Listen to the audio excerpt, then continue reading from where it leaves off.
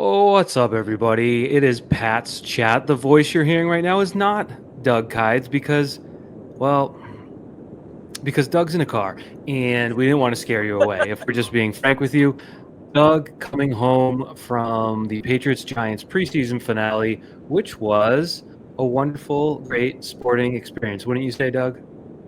Oh yeah, really one of the top games I've ever covered. It would go probably Super Bowl 51, then Hmm. this game, then Super Bowl 49.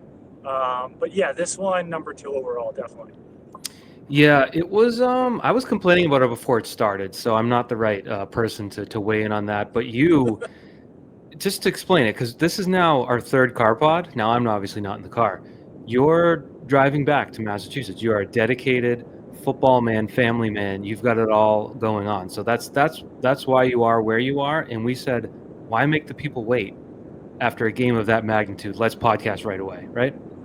Do you know what's kind of wild too? Is that so I left from the Cape. I like really far up the Cape at 9:30 this morning, and I got to the stadium at like 6:15. And I was talking to my friend Nicole Yang from the Boston Globe, and she was like, "Oh, like how was the drive?" I was like, "Somehow I stopped like three or four times. I had like an hour long call in the middle of it, but it took me like an entire day to get here. Like, and I truly don't really know where the time went, but Yeah. my daughter's birthday is next week, so I like stopped at a couple malls to buy her some stuff. But like, I'm still like, I don't know how that took me like 8.5 hours to get there. I've had that happen. I drove to the Cape just on a Friday afternoon, early evening, and I think it took us 5 hours just to get to the middle of the Cape. So sometimes that'll happen. But we are here to talk about the big Do sporting you know event what in New really York. got me? What? Do you know what really got me was we're on the George Washington Bridge. You know when you're on like the outskirts of New York City, and somehow like it still looks like New York City from like the 1980s, and you're like, I don't know how this didn't get updated at any point, but it's just like it's all kind of looks bad. Um, that really got me. That was like an hour or two sitting in that today. Oh, that's fun. That is great. Well, Yeah. I had that. I was out by like Shea Stadium, like the stupid globe thing at the World's Fair. I was like, Yeah. oh look, it's that thing, and then I stared at it for a full hour and a half one day. So yeah, New York traffic. Am I those right? But those parts of New York that like you're glad aren't gentrified yet, but you're also like surprised that they haven't been, you know? yeah, it's a big city. They got a lot of work to do. So, Doug, I'm going to Yeah. start with my main takeaway, which Yeah. I'm going to throw to you because in the past, like say last week against the Vikings, you were like, it was hard to find duds in the studs and duds. I will say, very easy to find the duds in the Patriots' 42-10 loss to the Giants. How about you? I would say it's hard to find studs. I Not like a lot of Jeremiah studs in Webb. that performance. Jeremiah Webb was a nice Yep. story. I liked Yep. that. Outside of him, like maybe Bryce Barringer punted well. I honestly didn't track it. I think Kyle Duggar helped himself a Yep. little Yep. bit. I think Hmm. Marte Mapu might have helped himself a little bit. Really? Yeah, he had a couple pass breakups. I saw him get absolutely shoved up the field and then start like a half-assed fight after the whistle in the fourth quarter. So I don't know. One thing about Mapu that stands out at linebacker is that like he's usually standing next to like Jack Gibbons or whatever, like Lonnie Rice or one of these guys. Like he's just visibly smaller than the other Right. linebackers. Because 6 weeks ago he was a safety. So, it makes sense. Right. But yeah, like you're gonna get pushed around a little bit if you're a former safety moving to linebacker. But like, Yeah. yeah, like Webb, Duggar had some nice plays. Mapu looked fine. Like Kyle Pecco, if you're going like real deep, had some moments early in the game. Could find his way on the roster as a sixth defensive tackle. Um, but like, not to get too far ahead of myself, one of my takeaways from this game is that the Patriots have to make a 53-man roster on Tuesday, but by week one, there might only be like 48, 49 of these guys left on the team. Yeah, because there's going to be players cut from other teams that are better than you. We talked about it in our last podcast when we We did did, the yeah. 53 man. You had 47, 48 guys, and then you have to fill it out the rest of the way. Yeah. And you saw it tonight. Their bottom of the roster, I don't know if it was effort or energy or just straight up talent, they got absolutely smoked by the Giants roster guys. I mean, Tommy DeVito with a Hall of Fame preseason performance. I think he was 16 for 17 or something like that. 3 touchdowns. It was just bad. I've got a take on that. Okay. Like, do the Patriots claim him to be their third quarterback? That's interesting. I mean, he's going to get released, right? Yeah, I mean they've got Jackson Dart, Russell Wilson, and Jameis Winston. I don't think any of those guys are going anywhere. I don't think they're going to keep 4 quarterbacks. So, like, after a performance like tonight's, do they look at that and say, like, I don't know, might be worth us keeping around to work with him? Like, I don't think he's an ideal second-string quarterback, but, like, as an emergency third-string quarterback, and, like, if you're not that confident in your roster anyway and you can move guys in and out, like, I don't know. I wouldn't despise the idea of it. Yeah, I don't love DeVito, and we are a Ben Woldridge podcast, so that would be tough for us, but we have to sort of separate ourselves from the story.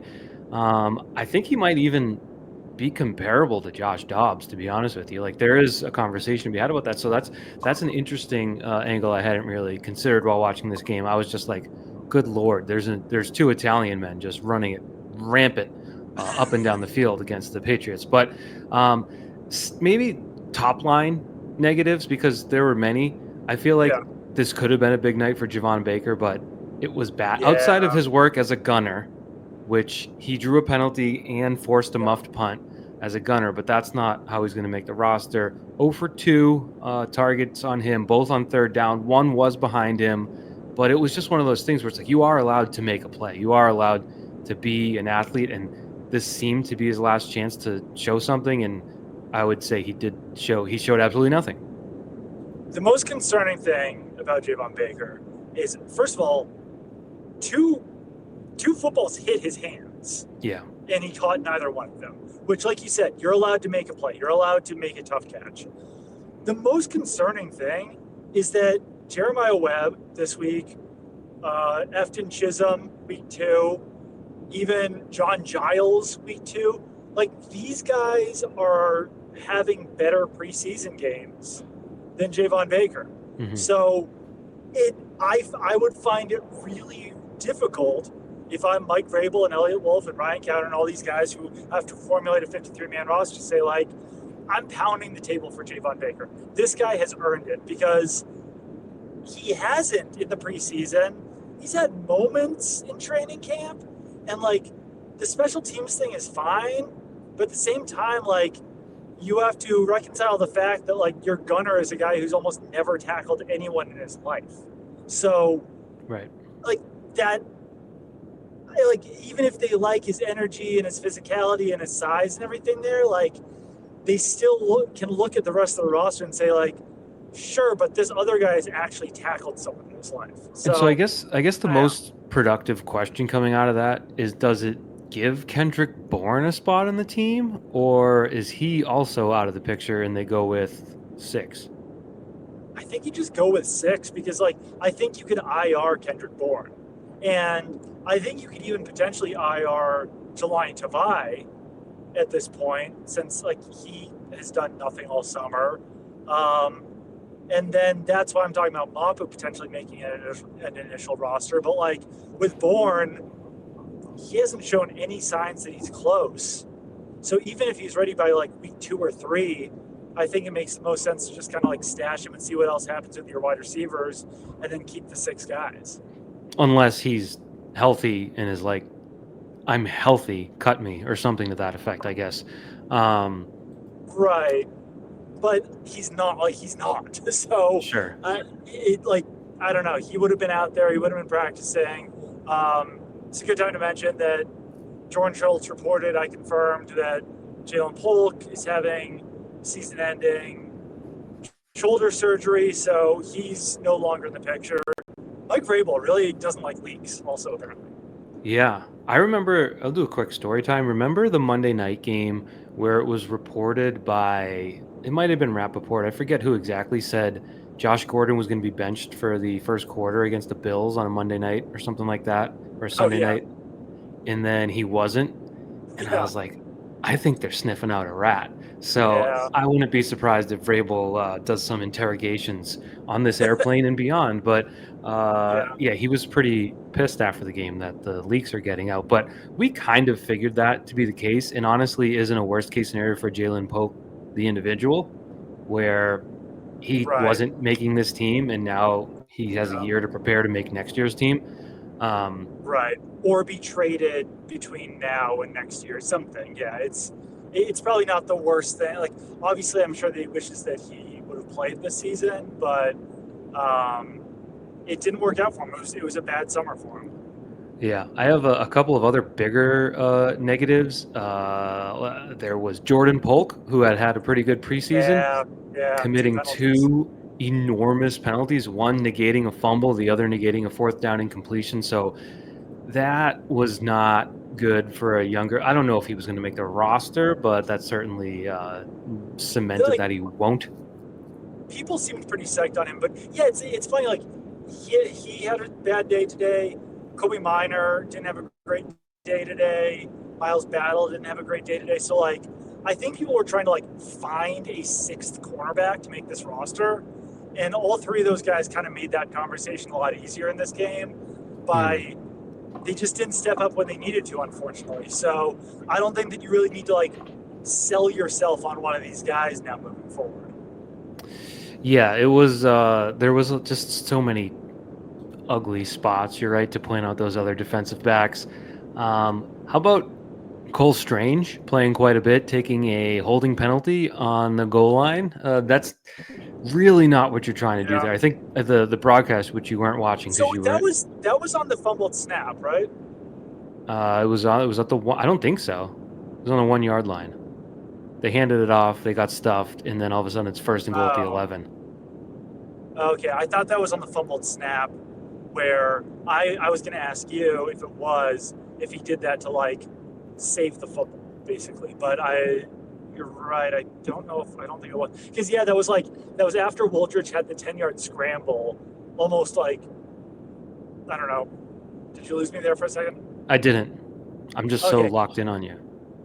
you started spinning on my end, but Ben Woldridge had the 10-yard scramble, jumped in the air, took a shot to his ribs, and Hmm. then they immediately moved 10 yards back. And if I'm Ben Woldridge in that situation, I'm like, sacrifice my kidneys to get that 10 yards. I really don't appreciate now having to march 10 yards backwards. Right. It's like Brett Favre in the Super Bowl, NFL films. This is my moment, and you Yeah. ruined it. Right. Yeah. Another important spot, Doug, is the kicker, and Mr. Borregales missed another one, not in horrific fashion, but it was not good. Right. Were you surprised Mike Vrabel was kind of like, oh, he swung it well? Like, is that him preparing to be nice to him when he cuts him? Because Mike Vrabel in a game that matters is not going to say the kicker swung it well when he missed a 40-something yard kick. Yeah, Vrabel was being like very positive and in kind of a very good mood after the game, which I was a little bit taken back by. But he spoke very glowingly of Kyle Duggar. He spoke very glowingly of Andres Borregales. So I do wonder if that is like, these guys might be on the way out. Maybe I won't rip into them after this game. You know? We should talk Duggar because I think there was more value to what he was saying about him than say about the rookie kicker, in Sure. that he sort of explained why Duggar is where he is, which is just strictly physical recovery from the surgery. At least that's what Vrabel said, where Right. he saw him flash, he saw him trigger, he played fast, which is basically he's saying he did what we wanted him to Right. do. And I was writing about it after the game at NBC Sports Boston. Thank you very much. Look at you. And I basically used our conversation from the other night to say, listen, he may not be a starter, but when you look at Right. that safety depth chart, you'd be hard pressed to make a case. The question is, are the Patriots better with Kyle Duggar as an expensive backup, or paying Kyle Duggar a lot of money to not be on the roster?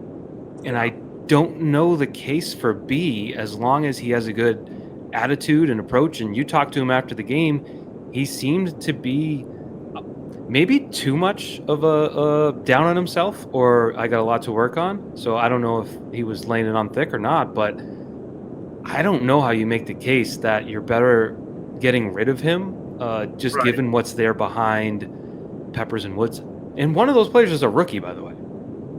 Well, I mean, Peppers, Woodson, and Jalen Hawkins. Jalen Hawkins didn't even dress for this game. That's where he's at on this depth chart as well.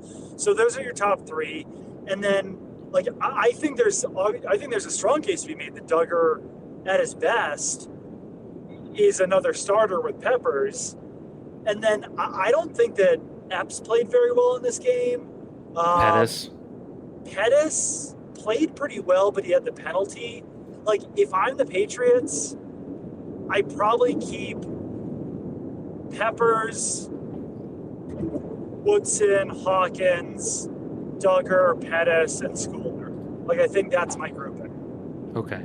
And I had like a Because, good example. like you're saying, like this is a team that is devoid of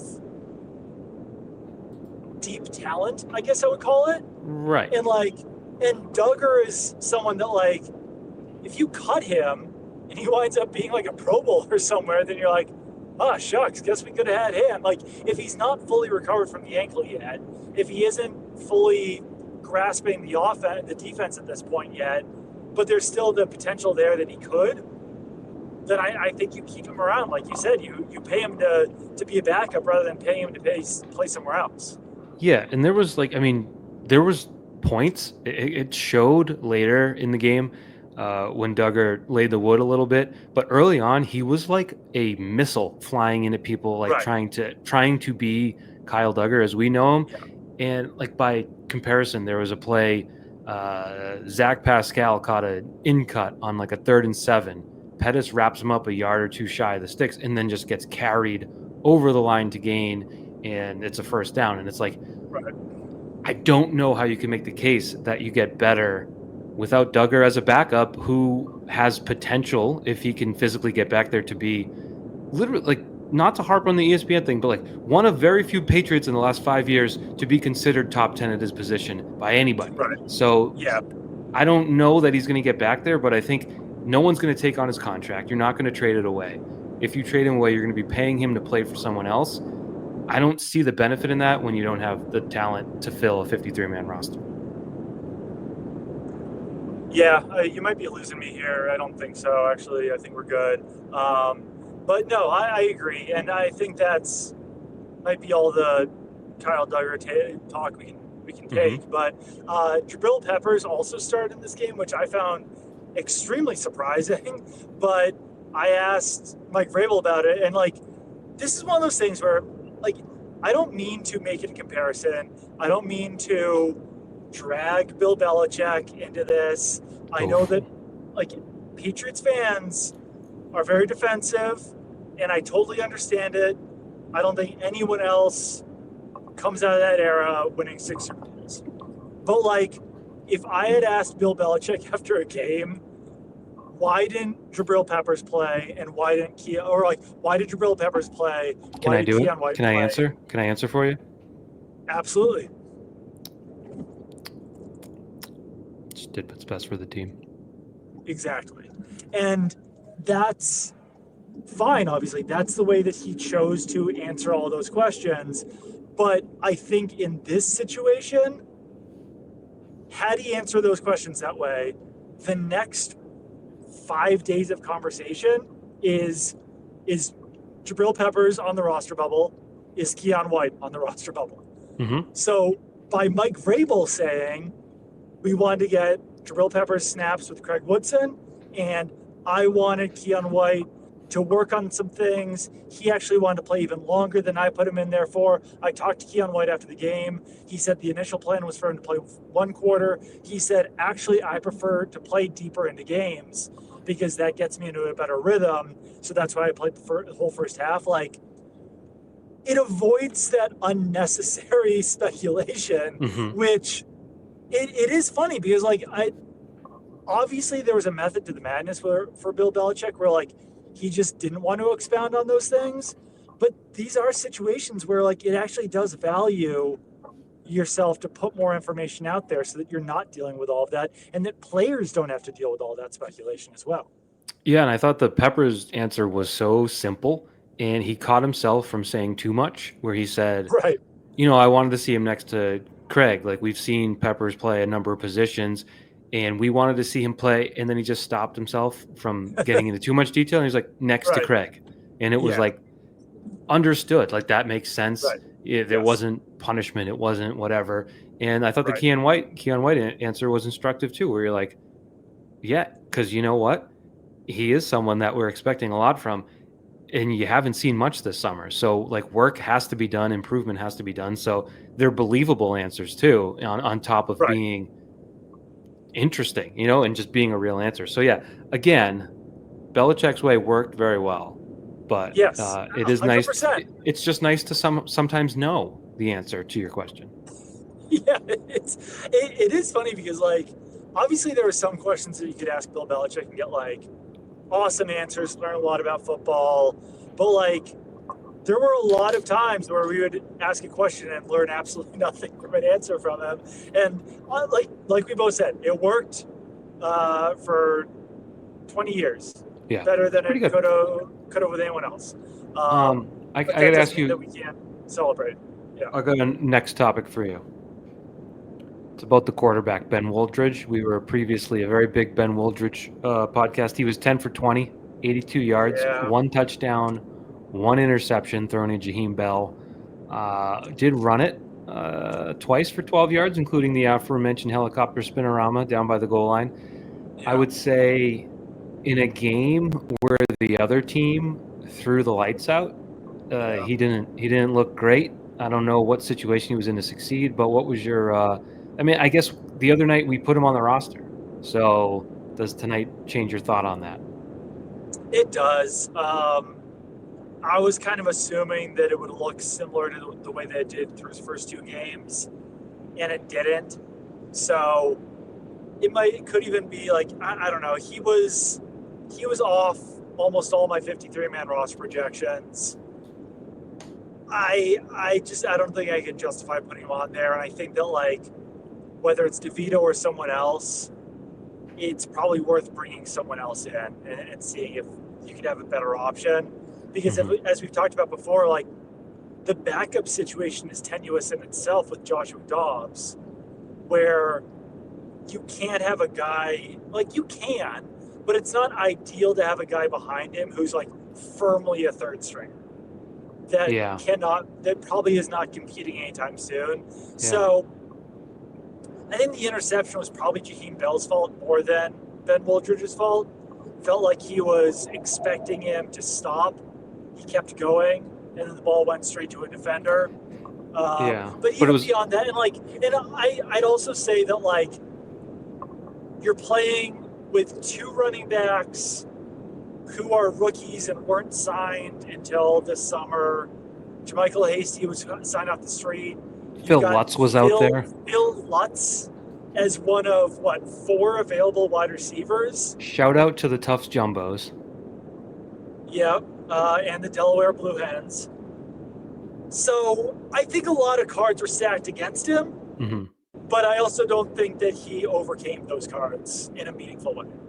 Yeah, it'd be interesting because I hadn't really put the quarterback. I mean, Vrabel said after the game they're going to strengthen their team any way they can. I hadn't really looked at the quarterback depth chart, but now I think you can weigh them. Are they better than Woldridge? And do you have the roster spot? The answer is probably going to be yes to both on a couple of guys that are going to be out there.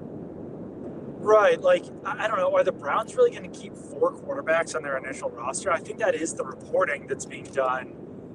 But, like, I don't know. Like, if, like, Pickett's just, like, there, do you do something there? Or, like, I don't know. I don't think that there's going to be, like, a glut of quality quarterbacks cut on Tuesday. But I think we're pretty sure that DeVito's going to be cut unless some team trades for him after his Danny Etling-esque final preseason performance. True. 17 for 20, 198 yards, 3 touchdowns, no interceptions. DeVito at least had a few moments. Yeah. When he was a starter. Yeah. It didn't last, obviously, but Right. like there were some moments. He's won some games. Yeah. Oh, I just had a great point on. Oh, I had a quarterback observation on the New York Giants. You might not have heard it being in the stadium, but I was watching on Amazon Prime. Jackson Dart's cadence sounds Oh, a lot like Tom Brady. wow, interesting. So do of that what you will. I thought he looked pretty good, pretty spry, pretty Yeah. electric, fun to watch. So something for the Is it Giants to enjoy. is it time to talk about the fumble? Oh, that was really dumb. But that's a young player that's learning. But No, no, no, boy, no, no. oh, the rule. The rule. Okay, so So let's back it up. Jackson Dart scrambles. It was fourth down, right? Like fourth yes. and 6. He runs clear as day, gets 20 yards, could easily step out or slide. Decides, you know what? I want to run back into contact. There's an NFL linebacker there. Let's see what happens. Lo and behold, he fumbles. Lo and behold, the Patriots recover. However, Jordan Polk committed defensive holding. Play doesn't count. The snap was at the Giants' 45-yard line, and the next snap Yep. was at the Patriots' 30-yard line. It was actually at Apparently, the Patriots 27-yard line. okay. Apparently, you get the yardage now on defensive holding even if you fumble and turn it over? So it's like a very specific situation where if a play ends in a turnover, but there's a defensive penalty, then the spot is from where the fumble is. So, like, I think he actually benefited from fumbling, maybe? No, because they could have just declined the penalty, I guess. If you lay it out that way. No, because they still got the penalty. Oh, so they got 5 extra yards. He went down at the 32, and then the next play was spotted from the 27. So he got the scramble and he got the penalty. This is a glitch, Like, and we need to alert the NFL. It's incredibly dumb. Like, I obviously, like, there's some sort of, like, I'm not being completely sincere in this because it's a preseason game and it doesn't matter, but, like, it is dumb that you could pick up yardage and a penalty after you've committed a negative play. Like, he fumbled the ball away to the Patriots. The result of your play should be a factor, and in this case, the result was a turnover, but you got bailed out. Only because you got bailed out, you should keep the ball, but you shouldn't keep all the yardage because you fumbled. There's like a sixth dimension that's being unearthed for no reason. So I'm about to, there's a specific rule for this. One of my followers found it. Mike Reese also found it. I forgot exactly what the terminology is, and since I'm driving, I'm not going to look it up. I can look it up. I'll find it. I didn't get that much action on Twitter tonight. It won't be hard to find. I either tweeted. I got it right here. It's called the basic spot. Yes, basic spot. Yeah, this is no bueno. No, and one of my followers put it best. With a penalty, you can have a free play, but you can't have a risk-free play, which is, I think, how he put it. And it's even beyond that. It's like, I don't know, to end a play on a fumble recovery by the opposing team, and to have a rule where you can just be like, no, ignore that, that didn't happen. It purely does not make sense. Well, I want to say something that didn't inspire confidence on it and made us really raise our eyebrows. New referee Alex Moore was on the call tonight. Let's just say you've got to hope you don't see a lot of Alex Moore this year if you're an NFL team. Did not carry himself in a way that you say, oh, that guy knows the rules. That's fair. I don't think I even heard him actually in the press He was box. mumbling, barely speaking into the microphone.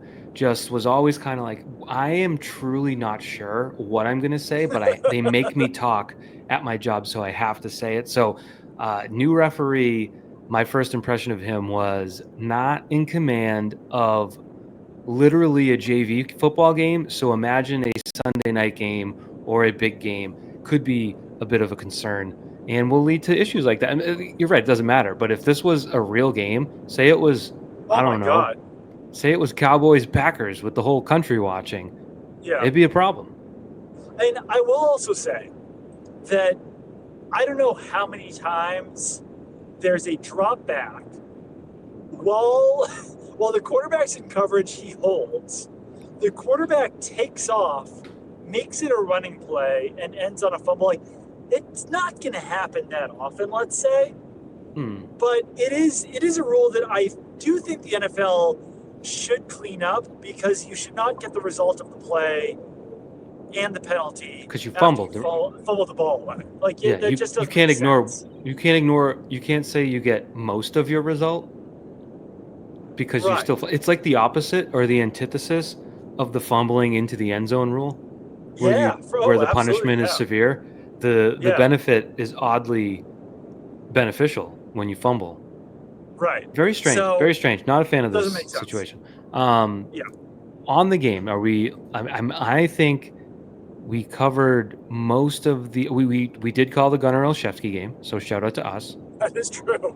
Marcus Bryant, our guy, lined up offside or illegal formation, probably a yard too deep. Not great for Marcus Bryant. As a Marcus Bryant podcast, that one hurt. Where else are we? Keon White was initially a concern. We lost Doug, but he'll be back. I'm not worried about it. I'm just going to go through my notes while we wait for that. You won't be surprised to learn that somewhere along the line in the third quarter, the notes pretty much stopped. There's Doug. So, yeah, I think I got to all of my notes, Doug. You're muted. All right. Okay, Doug's back. Other takeaways? I don't think there was any like major guys who didn't play that I expected to play. Left guard situation still unsettled. Jared Wilson and Ben Brown both came in. And for the first time all summer, I might say that City So is the favorite to get that 9th offensive line spot over Caden Wallace and Cole Strange. Mm-hmm. Is that too bold? I mean, it seems to be a position that will be awarded by default at this point, but certainly. Yeah, I mean, it might just be like a guy off the street. Not off the street, but on another team. Yeah, maybe that's it. But, I mean, they'll keep someone for now. But, yeah, Strange playing as deep as he did, Wallace playing as deep as he did, it wasn't great. So, yeah. Seems like Vidarian Lowe is the favorite over DeMontre Jacobs still at this point. With the starters, Bryant and Lowe at tackle? Yeah, it was Bryant at left tackle. No, it was Lowe at left tackle, Bryant at right tackle. Second series, they flipped. So they're cross-training both of them. And then Jacobs played a lot deeper into the game. Right. Yeah. But, like, I know, like, this might be too bold to say. But Ben Brown, currently competing for a starting job, like, it's not out of the realm of possibility that they could find a better option than that on the waiver wire, right? Correct. That's where they found Ben Brown a year ago, basically, like they signed him from off a practice squad last year. Yeah. So I think that probably tells you about the state of the roster more than anything else right now. Like, a guy who was signed off the practice squad midway through last season is competing to be one of your starting offensive linemen. And it's possible, there's a non-zero chance that they could find a better player on the waiver wire. So it is what it is. Yeah, I think that's most of my notes. All right. Well, in terms of non-game notes, I did want to bring up Bill Belichick's comments because... Oh, yeah. He's nuts. Right? Like Ben Volen goes down to Chapel Hill and is going to ask questions that are, probably to get answers like this, but Bill Belichick is not going to get bamboozled by Ben Volen or by anyone. He's going to say exactly what he wants to say. And Ben Volen goes down there and immediately gets college is great. There's no owners. There's no owners' sons getting in your way and screwing everything up. Are you nuts? No owners' sons, yeah. Like, that is just... I'm not saying, like, out of bounds or inappropriate, whatever. Like, these are adults. But that's the point. They're adults. It's so embarrassing the longer this goes. And I have to say, like, are Kraft's hands clean in this? No. But he doesn't look as... No. What's the right word? Childish as Bill. Just throwing bombs to Ben Volen on an August Tuesday for no reason. I mean, I would say that it's stronger than I would have expected from Belichick, but it felt like the gloves came off a little bit last year when Robert Kraft was like, we fired Bill Belichick. I think before that, everyone was being polite, everyone was being nice. They went through the charade that it was... No, not true, because the dynasty sort of kickstarted the bad feelings, I think, because they painted Bill as the bad guy. A lot of people thought. I didn't really feel that way, but I'll admit. Even after that, Bill didn't throw any bombs. Bill didn't throw any lobs after that. But like he did the Brady roast.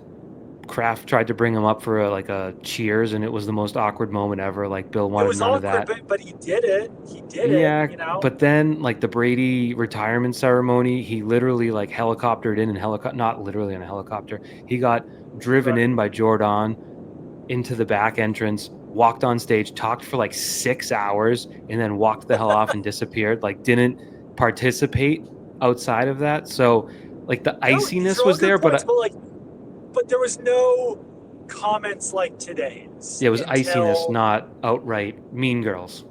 Until Kraft said we fired his ass. He didn't say those exact words, but like I'm sure that's how Bill took it, you know?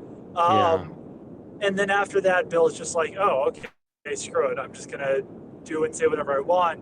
Yeah. Which you do wish that these guys in their 70s and 80s could have avoided this, you know? Like, yeah, well, hey, Jonathan probably... Brady, I don't know, yeah. Jonathan's probably in his late 50s, and he's welcome to come on the podcast. 60s, yeah. You know, Jonathan, open invite if you want to respond. If I were Jonathan, I'd probably say, yeah, there's also no defensive coordinators running my offense anymore. It's great. Things are much better with Bill in college. So I think there's... Yeah, that was another comment they made, is that, like, when they had a smaller staff, or I forgot his some of our best years was when we had fewer people, basically. So, like, that sounds like him saying that, like, ownership was forcing other people to have a say, and like, I also took that as like, we were at our best when the only people that I had to rely on were Josh McDaniels, Matt Patricia, Ernie Adams, and Nick Caserio. And it's all... That was my circle. No, but you know what? And they did literally everything. And then once those guys started to leave, I had to hand off duties to 50 different people, and they weren't as good at them. Do you know when things were at their best is when you had the best quarterback in the history of the sport running your offense, who made up for all of the little issues that you might have had, and who is the reason he left after 2019? It was Bill. So it's just, the whole conversation is so idiotic, but I mean, it's good for media and it's good for fodder, but don't you just wish that this great moment, this 2-decade run, like it had to end at some point? Couldn't it end maturely, like not just mean girls nonsense? Yeah, no, it definitely could have. And I mean, not to like Bill obviously can have his opinion on everything, but like, and this has been talked about ad nauseum, so I'll just bring it up for a second. Things probably would have continued to be better also if the Patriots didn't have like 5 or 6 straight drafts that were pretty damn bad. Like if they had continued to draft the way they did in 2012 and 2013, they might still be a competitive team, but those drafts caught up with them, especially when they lost Tom Brady. Like, the Cole Strange thing for some reason has like popped up in my mind over the last couple of days, of like, they drafted Cole Strange in the first round. Yeah, with out like of Chattanooga. out of Chattanooga when he was 24 years old or whatever he was.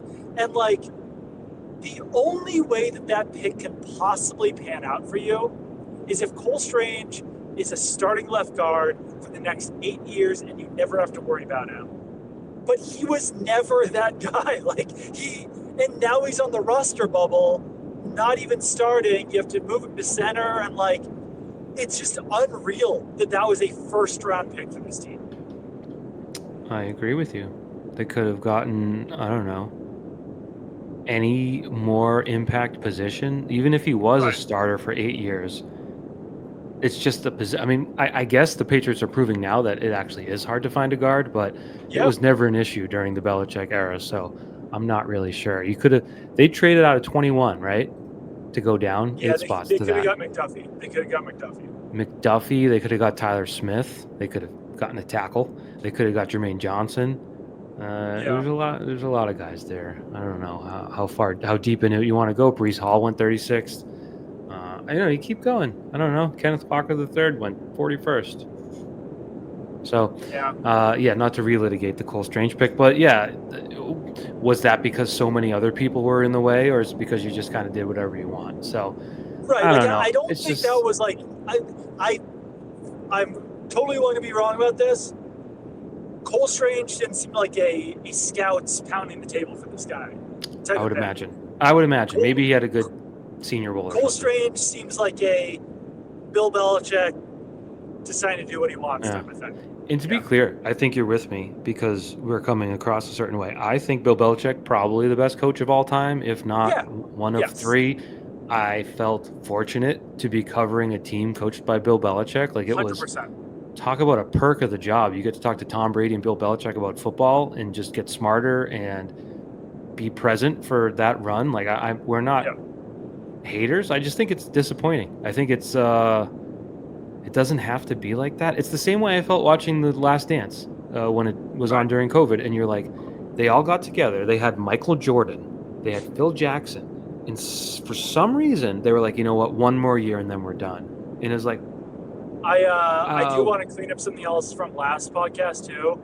I actually do like AC/DC. I'm not going to put on AC/DC, but I don't mind hearing AC/DC.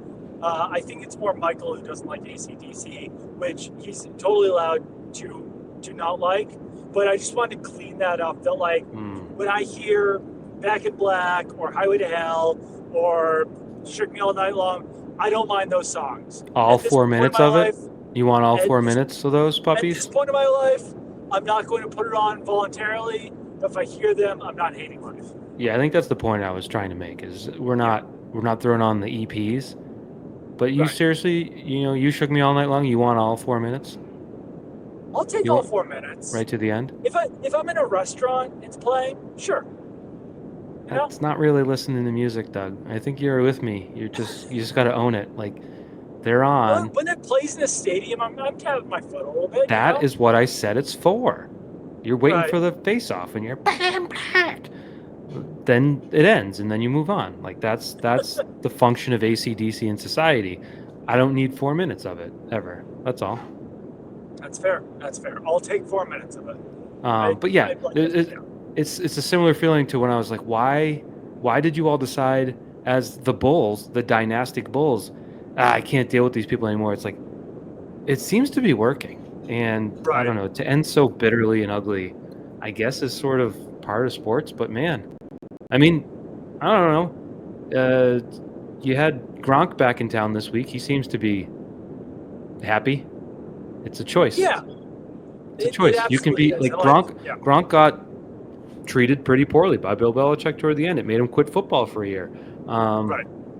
He doesn't hold that against like the area or the Crafts, and probably not even Bill. I bet if they were in a room together, he'd laugh and probably joke around like Bill does with a lot of guys he was a dick to during his time. So it's it is weird to come out of a situation in which you had so much success to lean into the negatives.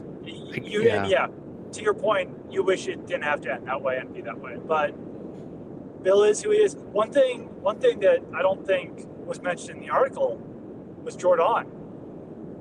No Jordan. That was probably by design. You can interview me, but you cannot talk about Jordan. Jordan. So Yeah. just found that interesting. But otherwise, good questions. Yeah, we We'll answer covered them it. how you answered them. Oh, Yeah. yeah. No, it was good on Volan for going down there, good on Volan for securing the one-on-one. Otherwise, it would have been a pretty expensive trip for no reason. So, good for him. It's But true. So now yeah, Patriots don't practice Friday, don't practice Saturday, practice Sunday, Monday, cuts on Tuesday. But yeah, it does not feel like the Patriots are going to be acquiescing and keeping all of the picks from the last year. It truly does feel like it's possible that they come out of training camp this year with possibly only one player from last year's draft. I'd say it's wild. beyond possible. Yeah, Like Kyed and that's not. is the only other. It's I don't know. Yeah. it's especially wild because you were supposed to be in a rebuild. You were coming off a 4-13 season. You had a totally different front office, head coaching staff. You like were supposed to. You know what the issue is they just, not to put it all on Gerard Mayo, but they hired a head coach who had no vision whatsoever or no organizational philosophy, and it was Yes. just sort of. I think Mayo's a good football coach. He understands the game, but when it came to all of that, he had no structure or plan in place, and everything just kind of flowed this way and that, and you ended up with a bunch of sort of wishy-washy decisions, and I think the draft is just one reflection of that. Did we talk about Wolf's comments that when I asked him why he thought last year's draft went more poorly than this year, and he said there was like a vision for the players they were looking for. Obviously, one way to take that is that like Mayo, it was Gerard's fault. But I do think there's some truth to it. That like Vrabel is sitting there being like, these are the guys I want. This is the system I want to run. These are the guys who can do it. And I don't think that Mayo had ultimately the experience to know how to offer that. Yeah, I mean, theoretically, he should have, being a player for Bill Belichick, working for Bill Belichick. You'd think some of that you'd learn through osmosis. But yeah, and obviously, just the urgency Vrabel has. It's his second chance. You don't get a third chance unless your second one goes really well for a long time. And he's not screwing with it. And he has now said multiple times, he said it again tonight. He said it Saturday after the game. He reiterated to publicly say, this is our first training. We're in week 4 of our first training camp. Like, we have a lot of work to do, I think is the message. We are massively turning over, I believe is his message. And I think he's trying to, in doing so, preach patience.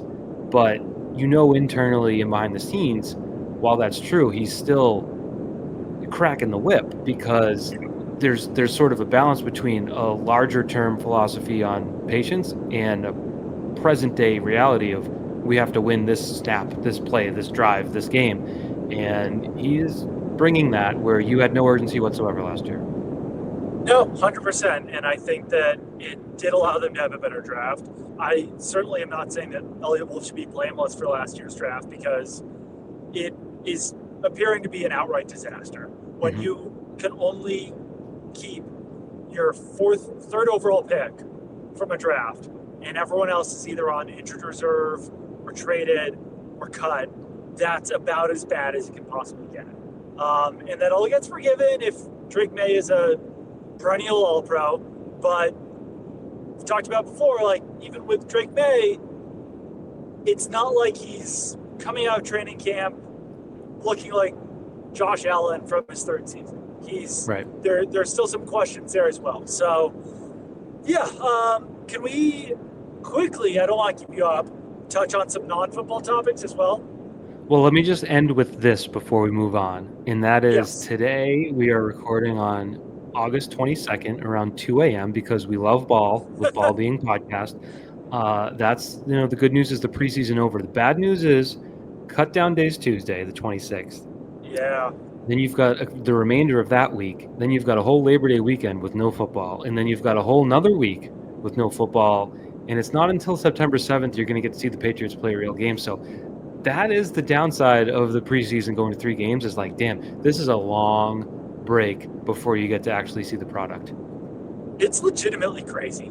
Yeah. Like, coming out of tonight, how many days away is the game? 16? That's nuts. That's too many days without football. Yeah, it's It Friday, should be- Saturday, and then 2 Sundays. So that's 16 if you do the math. Like, I could understand in the past when Belichick would be like, kind of sucks. We've got like the season opener. We only have a week to prepare after the final Sure. preseason game. Like, that was not ideal. But I don't know if it needs to be 16 days. Yeah. No, I don't like preseason football, if that wasn't clear, but I also don't like 16 days. So I don't know. Fix it. Just fix it. Just fix it. All right, non-football topics. Now, this is a unique one for us. This is our latest ever. We're at 2 a.m, so hit me. Yeah. Okay. I want to talk about the Red Sox in a second, but I did have 2 thoughts while driving to New Jersey tonight. Okay. First of all, if you're driving in the right lane, you have to let people in. You can't be Oh, yeah. Those are small brain crossing my arms bobos. and be like, I'm not going to let you in. I'm going to keep driving fast. Like, no. If you want to do that, then you drive in the left lane or you drive in the center lane. If you're driving in the right lane, you have to let people go. That's part of the deal. You got to let people in. When you're getting on the highway and someone's like racing you, it's like, you're in the slow lane. Yeah. What are you racing me for? Decide that. So you either have to slow down and let me in, or like if you've got room to go 80 and like fly in front of me, sure, that works too. But you can't just box me out of the right lane. I've got a counter to this too. It's like a companion piece. If you're getting on a highway and I slow down and let you on, you better get on the highway or I'm going to be furious. Like those people that slow down, the super cautious people, you don't belong on the highway. I'm sorry. You got to walk, take a bus. There's other ways. I have a controversial question for you. Where do you stand on maybe like keeping some glass bottles in your car to chuck at the people that don't let you onto the highway? Like, is that allowed? Do you think? Are you asking me now at 39 years old, or let's call it like 20 to 25 years ago when I was in high school? Both. No, you shouldn't do that. You shouldn't. But you can't incriminate yourself on a podcast, Michael. I'm just some people deserve it. That's all. Another thought. The great state of Connecticut. My father was born in Connecticut. My Boston state, perhaps. My Boston Herald colleague, Andrew Callahan, a proud descendant of Connecticut, who went. Did he go to UConn? He did. You don't hear that too often from him. He keeps that really under the close to the vest. Keeps it under wraps. Yeah. Okay. Here's a branding opportunity for Connecticut. And it's too late. This could have been solved 300 years ago. Too many small cities. Just put them all in one big city. What are you doing with all these tiny ass cities? Like Hartford, you got Norwalk, New Haven. You got Hartford, you got New Haven, you got Stamford, you got some other ones that like people don't even know about that still have like 120,000 people in it. But you're just constantly driving through these small little cities, picking up traffic as you go. No. You get one. You get Boston. You get Providence. You get, if you're big enough, you get Cincinnati and Cleveland. But like Connecticut screwed itself with all these small little cities. And like there's not one cool city that gets a sports team. They had that for a little bit with Hartford. But even that, Hartford is not even the biggest city in Connecticut. Did you know this? Yeah. You missed Bridgeport, I think. Bridgeport. I think that's the biggest one, right? Yep, Bridgeport, Stamford, New Haven, Hartford, Waterbury, Norwalk, Danbury, and New Britain. Though West Hartford, if you combine Hartford and West Hartford, then you're in the top spot. So I'm not going to get into that. You also have like Bristol, Greenwich, which people know about. Fairfield. You've got Stores. You've got Greenwich. Too many cities. What are we doing here? It's a small state. I don't I'm know. gonna refer. Oh, there's an East Hartford too. So yeah, Hartford is the biggest if you combine East West in Oh, real. okay, But okay. I would just say I'm gonna restrain or refrain from commenting on Connecticut because some of our listeners probably live there, and I don't want to say anything bad about the state that I find to just kind of be in the way when I'm going to New York. Everywhere is kind of the same. That's where I'm at this point. Like if I was 20, I'd be like, "Oh, Connecticut sucks." At this point, whether you live in suburban Boston, like the suburbs of Boston, or somewhere in Connecticut, or the middle of nowhere in Indiana, it's all kind of the same. It I'm kind is. of It's yeah. true. So I have But no superiority or so anything like that. I will say I'm just in a superiority thing. I'm just trying to help Connecticut to brand True, itself better. traffic is But bad. traffic doesn't help. It's a long state too. It's probably a little too long, if we're being honest. Yeah, it's just like you want, well, because you're usually going through it, and I've been Right. to it. Like I've gone directly to Connecticut to play golf at TPC River Highlands. Mm. It makes it a little more manageable when you're not going through it. You know what I'm saying? That that's probably true. Yeah. No, it probably When doesn't feel as Connecticut is long. your destination, it's just more manageable. So I think the issue is more the distance you have to travel. You happen to be in Connecticut. If you took another route and you went straight up and east into Mass, you'd be like, Right. wow, Western Massachusetts, enough already.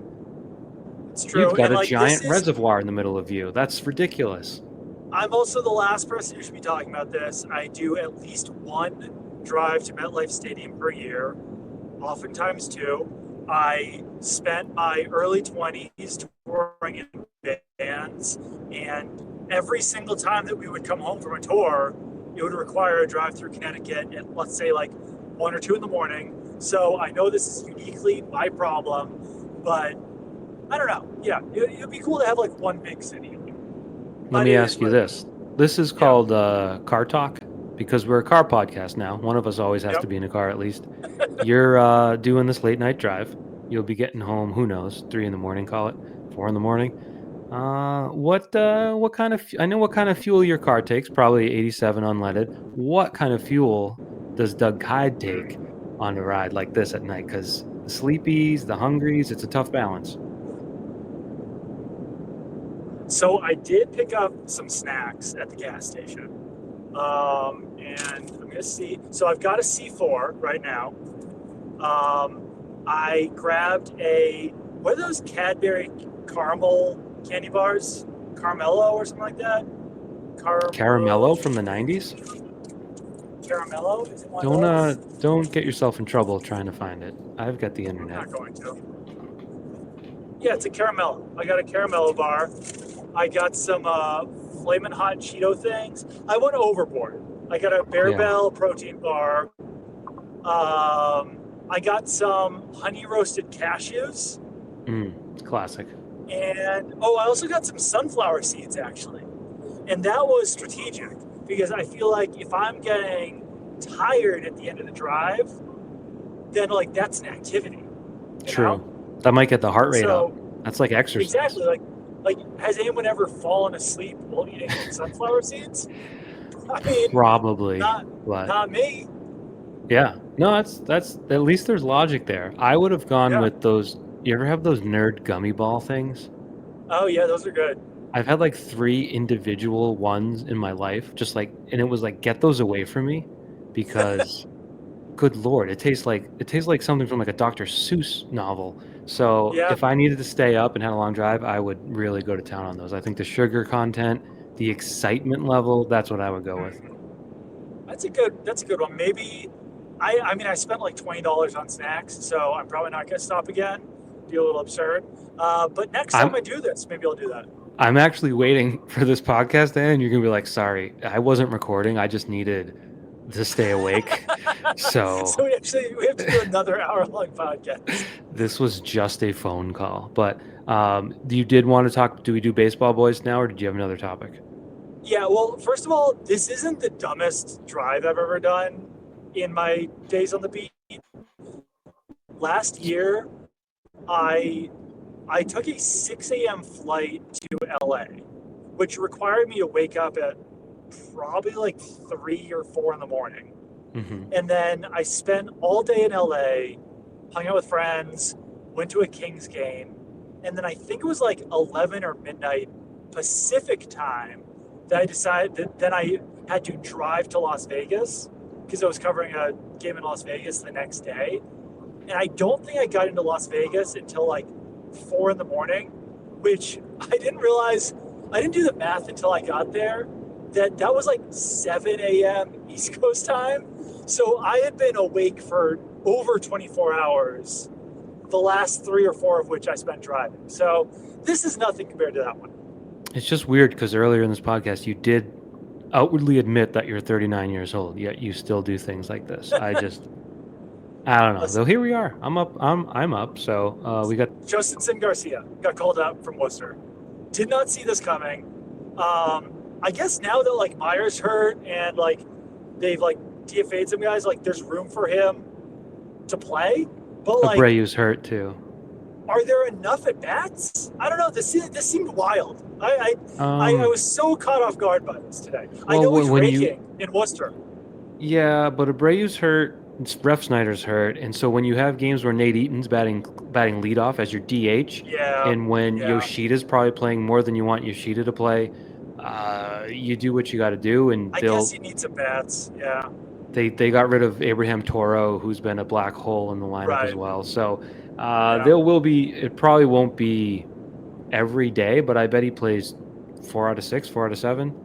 And will be better than whatever the other option might be. I have a baseball boy commentary for you in that. Did you catch Roman Anthony's bomb tonight against the Yankees? I did. And I also saw your tweet that somehow that would not have been a home run at Fenway Park. Yeah, and there's some pushback. You tweet stuff out. People come from all... Like, I don't respond to people that don't follow me that are like, you're an idiot, because it's like, well, you don't count. Go away. Yeah. But some people push back, like, you're an idiot if you think that's 370 feet. And it's like, sir, are we getting back to trust the science? Because I do not measure. I can trust the computers are pretty good at what they do to a very accurate degree. However, I went on Google Maps, and you can do, track distance, dot to dot. So it's 318 down the line. It's 385 out in right center. You figure it's probably like 330 to the wall there where Anthony hit that, because it was a no-doubter. I thought it would have been like 5,000 feet. He's like standing in the box. He's flipping his bat. You're like, it only went 370 feet. And from the wall, which we estimate to be 330, to the third row of the second deck, which is where it went. Yeah. Guess how many feet from the wall to the second row of the second deck?